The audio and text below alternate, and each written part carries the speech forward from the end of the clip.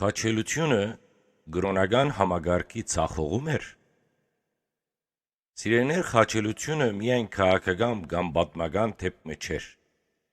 Ան նաև կբացահայտեր խոր ճգնաժամը գրոնական համագարկի մեջ։ Այն համագարկը, որ գոչված էր առաջնորդելու մարդը դեպի Աստված, որոշ բահումը դարձավ այն միջոցը, որով մերժվեցավ Աստված։ Ժամանակի գրոնական առաջնորդները ունեին օրենք, ավանդություն եւ հեղինակություն։ Անոնք կպահպանեին կանոնները, կհսկեին գարկին եւ կցկտեին պահել իրենց հաստատած կառուցվածքը։ Բայց երբ Քրիստոս եկավ եւ բացավ ճշմարտության կենտանի խորքը, այդ համագարկը չկարողացավ ընդունել զայն։ Ինչու գիտեք։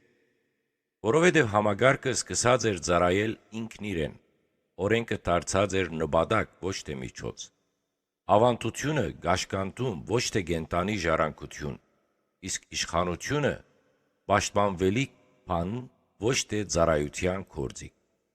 Այդպիսով, երբ ճշմարտությունը կանգնեցավ անոնց առջև,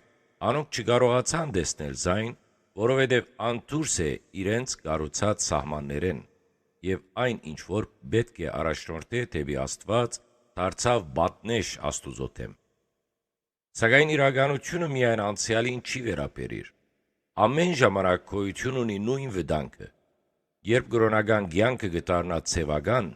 երբ կանոնները կփոխարինեն կենտանի հավատքը, եւ երբ մարդը կգարչի համագարկին, մոռնալով նպատակը։ Խաչելությունը գիշեցնե, որ կարելի է ունենալ գրոնք, բայց գործընծներ Աստված։ Գիշեցնե, որ համագարկը ինքնին երաշխիք չէ ճշմարտության, եւ կզգուշացնե, որ երբ ցևը գքերիշխե փոխանցագության վրա, նույն սխալը գրնա գրկնվիլ։